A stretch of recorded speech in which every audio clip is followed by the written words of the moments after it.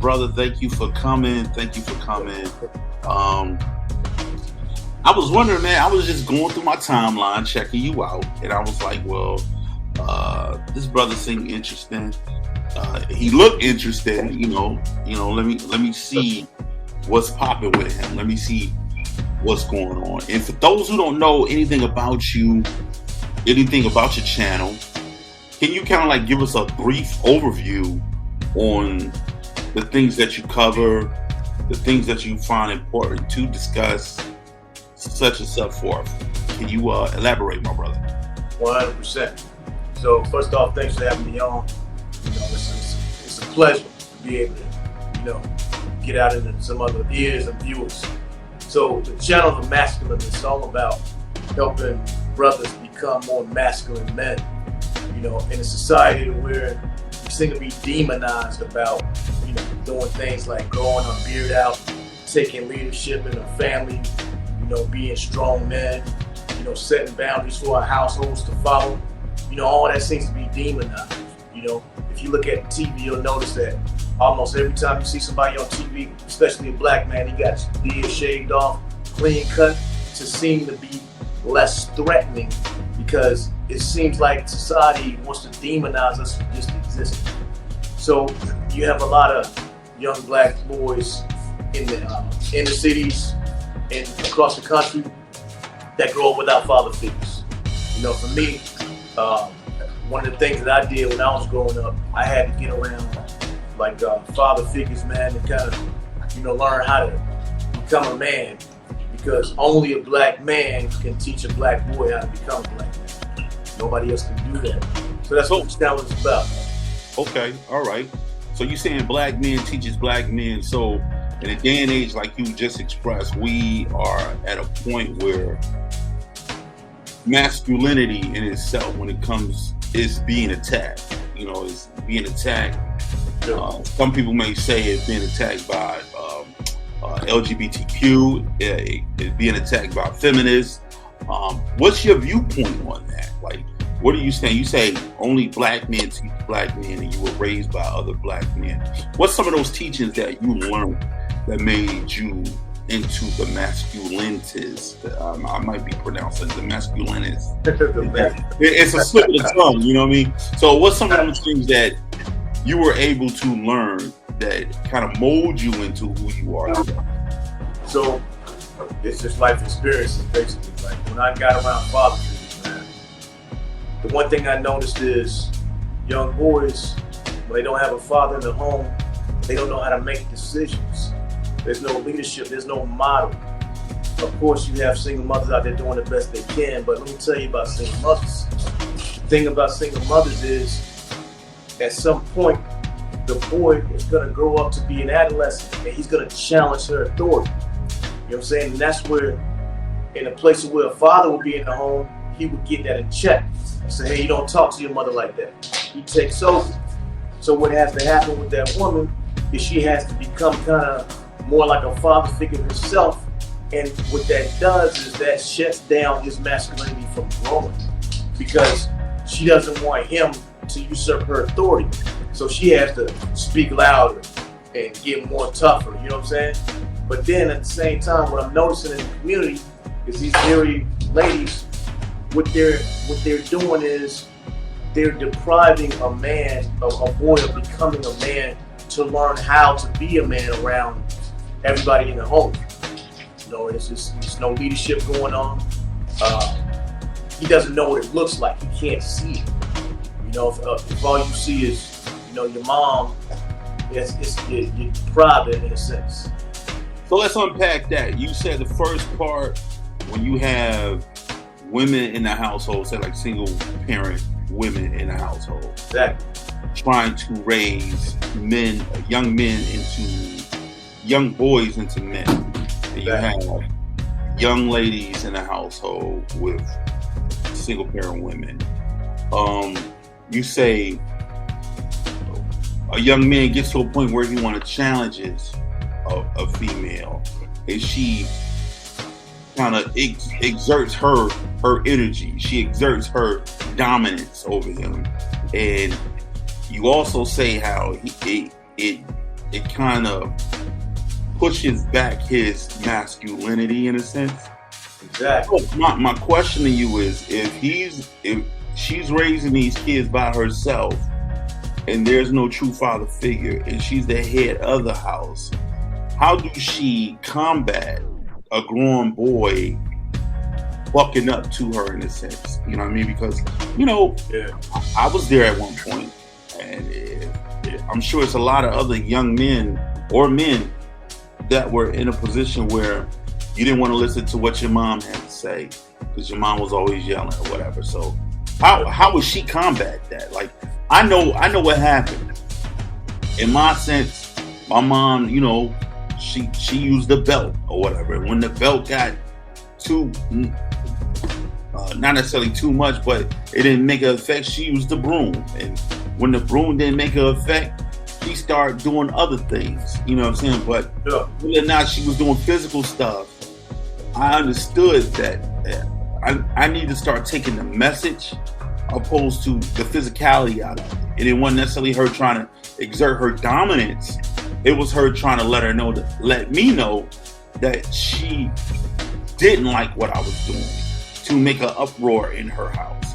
So, your perspective, what would she have to done to help transition the young man, create his masculinity to move forward, as you say? That's a good question. It's challenging for a woman, but it's as simple as it seems. She's gonna have to take him around men that can be father figures. Like, remember back in the day, you had the barbershop, you had the barbers that get around other men. Now you have the school. You might have a guidance counselor, a male coach. You got to start taking them around other male figures who are not trying to get anything off of her. You know what I'm saying? Like, not trying to run game on her as a man or run game on a woman, if you follow what I'm saying, but somebody that just wants to genuinely help her to make sure that the point is put across. All right? So the main thing about a woman, she has to understand when she's raising a boy, is that what that does is that makes him come down a level.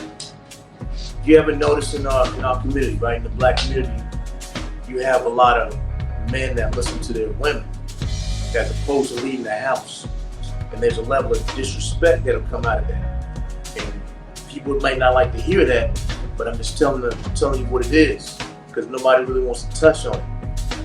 What that does is that makes it harder for him to exert authority, So if that woman can't exert that authority, then she's gonna have to understand that she is not the person to exert that authority, Hey, I understand that you're growing up, you have your own mind about things, and I understand that you're becoming a man, and it's at some point to where I need to get you around some men that I know, that's gonna help you to transition into manhood, if that answers your question, So it seems like the conversation is about not necessarily authority, but power.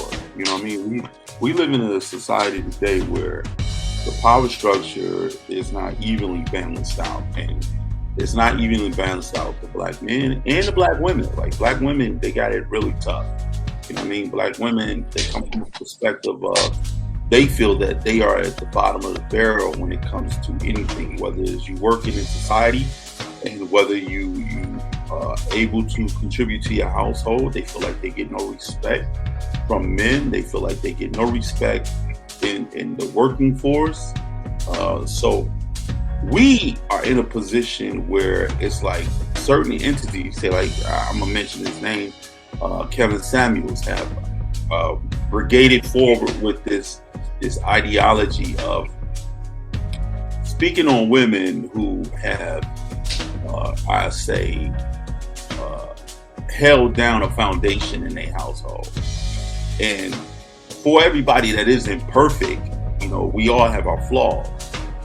But can you say to a degree that, I don't know, when it comes to women, there's a different struggle, or is it the same struggle as the men we have today? Are they the cause of our struggle, or what is our struggle in your perspective? So So it's not a, in my opinion, this might trigger someone. I'm gonna just say that with a disclaimer, but you gotta hear the words, okay? So a lot of this stuff is self-inflicted. Who files the most divorces in our community? It's not us. They have a low level of disdain. So hold up, you saying? Hold on, you saying? Black women file for the most divorce. Okay, so you also saying that black women is self-inflicted as far as the make. Because he files for divorces, man. So you gotta hear me out. You gotta get my point. You gotta finish, okay? Because it's not gonna make sense until I get to the end of it. It's short. All right. So black women will say that they love black men, but you hardly ever hear them say they like black men. Long time ago, black women adopted the feminism of white women to a false narrative that they were oppressed by their black men. They never were. What that did is that created a false sense of disdain. Okay? All right. So the main purpose of doing this live is to get black men and women to like each other. Okay? Question mark on how we do that. We have to understand that black women and black men were pitted against each other as enemies long time ago. So there's a long history of self-hatred, self-disdain between the two genders. Okay? With black women, yes, they will say they've been oppressed or whatnot. You notice that Goldman Sachs is giving black women billions of dollars. Who leads a community normally in all other races, whether it's Hispanic, Asian, Indian? The man leads the home. He leads the community. You think that, you know, today society, right, where everything is going on and it's being ran by men, that it should not get a different perspective? Like I don't know. I had to cut you off right there because I really look at it like maybe we need to change it up. Maybe we need to have somebody else in office. You know what I'm saying? Maybe we need to have women in office. Why would we change up what's been working for hundreds of years, bro? What you say? Why would we change up what's been working for hundreds of years? Especially how you feel working? So okay, when you need help, who do you call? Police, right? Even though you have women on the police force, most of the time you expect there to be men. When we go to war, look at Ukraine. They sent all the women away. Who fights the wars? Men. We've made it to where women have a safety net in the country. The issue is women these days like to put down a man's place. There's an order. Who was made first? Was it Adam or was it Eve? From whose perspective, though? In any perspective. If you look up the fossils, man. If you look up the fossils, you go way back. If you're looking at it from a biblical perspective, it would be Adam. Adam come before Eve. Okay, so we know that Adam was made first, right?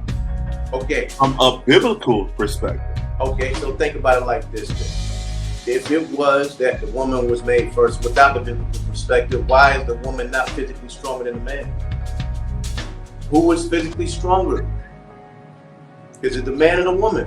I mean, some women that are physically strong. Think about this. No, don't get anecdotal. I can't make a define and say all men are this and all women are that, because people get behind this. We can't behind this all men, all women. That's not what we're talking about. I mean, that's what the conversation is, though. Like, you actually never have I said all. Who do this and who do that?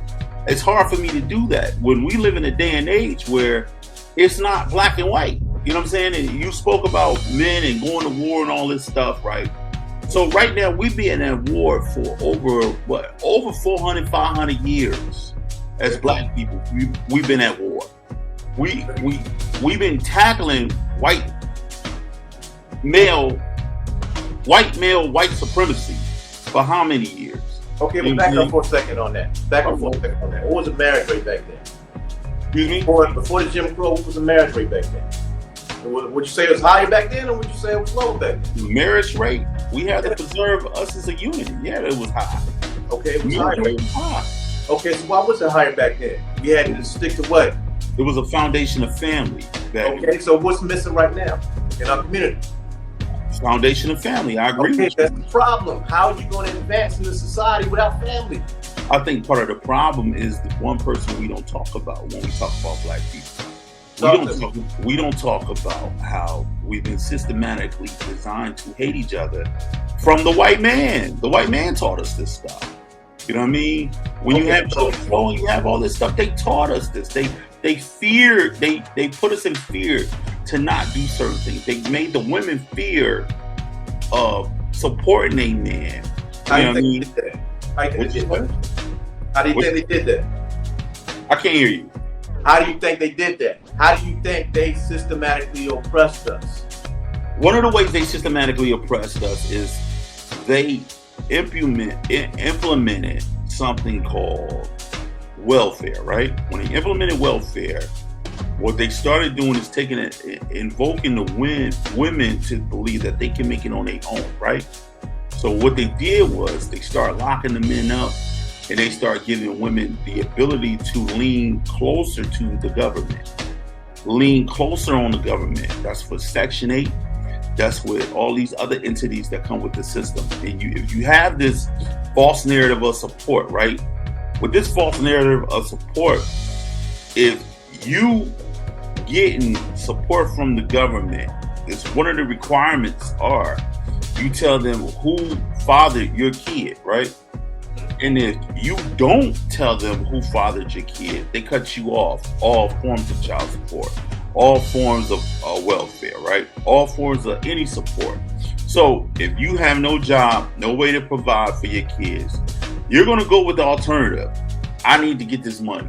And you can't do nothing. You, for one, may not have no job, may not be working because you are caught in your own form of systematic white supremacy, whether it's through alcoholism, whether it's through drugs, whether it's being in the penal system, whether it's those. Let me finish my point. My point is, when you learn how to systematically crush people, you put them against each other. So when you have the men out of the house, and you have a woman in a position where she won't let you in the house because of the fucked up revenue coming in the house. That's how they systematically help destroy us. That's one way. You can go ahead now. Okay, so let me ask this. One of the last sentences that you just said is she won't let you back in the house. All right, let's start right there. So I think what gets our sisters upset so much today is the conversation of accountability. Because here's the thing. See, they tell us, man, that not black women, I'm saying society tells us, man, that we ain't worth nothing all day long. How many times do you hear something positive about a black man? When you see us on TV, when you see us on radio, whatever, we always doing something negative. You hardly hear us portrayed in a positive light. So right there, what that's doing is that's brainwashing our sisters to think that we ain't worth nothing. Only race of women that say they don't need their men. White women don't say that. Even white feminists are married. Indian women, Asian women, Latino women don't say that. It's only in the black community. I think the issue is everybody in the black community has had to be held accountable except the black woman. That's why a lot of black women get triggered so much. We in a society need our women to line up with their men. We weren't made flawed. We were made perfect, just like all the other race of men. What does that accountability look like from your perspective? So she had a baby, right? Whose responsibility is it to bear the child? Is it the man or is it the woman's? Who does she? Child, that would be the woman, right? Okay, all right. So who's responsible for who they laid down with? The man or the woman? Both, if it's two parties, right? Who's responsible who they lay down with? The man can say, hey, I want to have sex with you, but ultimately, who's responsible for if he has sex or not? The man or the woman? If you look at it from that perspective, it's her body, it's her choice. Okay. It's her. So we're gonna keep it simple. We're gonna keep it simple, okay? So the accountability looks like this. If you choose a certain type of man, you can't be surprised if that man wasn't shit before you got him and he ain't shit now. You need to pick better men. Do you think it's that simple though? I think it's that simple. Think about it like this. Do you really think it's that simple in today's society? Of man? course, it's 100% simple. See, It's society, man. Hey, like listen we outnumber a lot of women, right? So what you have a lot of men who play these savvy games when it comes to women. And I'm not an advocate for anybody. I know from experience, you know from your experiences, and I know that what we both do as men and women, we show not our true self, but we show our representative. In a lot of cases, women, they show their representative not just overtly, but covertly. You know what I mean? Like, so let me ask this. Do you hold the black women blameless? Let me finish my point. My point is women show they representative overtly and covertly, right? So whether they wearing lashes, weave, all this stuff, right? They overtly showing a representative. Invertly, they showing a representative too because they masking and hiding who they really are. Men, all we got is who we are, and we show our representative who you think we can be, or what we want you to see, or who we think you want, based on a point of we've been hurt so much. We're just trying to get this girl. We like her. Woo, woo, woo. So we're showing a representative too. We all being phony. So when it comes to being phony, you know what I mean? You can't necessarily just put it on her when everybody's being phony in the mix. But you know everybody's not being phony. You telling me men out here really being real with women today? Let me tell you something. This is what we don't talk about in our community, right? When a woman in our community wants a man, a black man, you have to have the following. Usually, in our society, you gotta have like 6 figures or above.